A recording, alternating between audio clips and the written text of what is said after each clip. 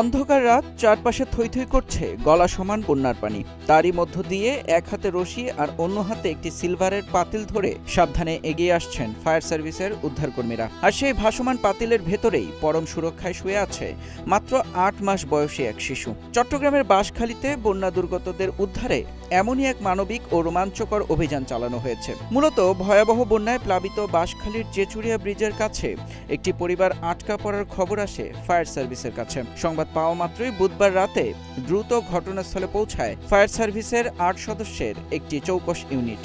সেখানে দীর্ঘ প্রচেষ্টার পর তারা ৮ জন নারী ও ৫ শিশুকে অক্ষত অবস্থায় উদ্ধার করে নিরাপদ আশ্রয়কেন্দ্রে সরিয়ে নিতে সক্ষম হন। তীব্র স্রোত আর পানির মধ্যে ৮ মাসের ছোট্ট শিশুটিকে নিরাপদে ভাসিয়ে রাখতে এই অভিনব পাতিলের আশ্রয় নেন উদ্ধারকর্মীরা। শুধু তাই নয়, দুর্যোগপূর্ণ আবহাওয়ায় শিশুটির গায়ে যেন বৃষ্টির এক ফোঁটা পানিও না লাগে সেজন্য পাতিলটির ওপর পরম যত্নে ছাতা ধরে পানির মধ্য দিয়ে হেঁটে চলেন ফায়ার সার্ভিসের সদস্যরা।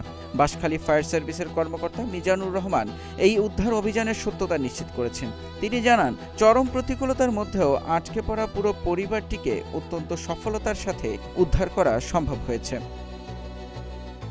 মেহেদী ইসলাম সোহাগ, গ্রিন টিভি ডিজিটাল।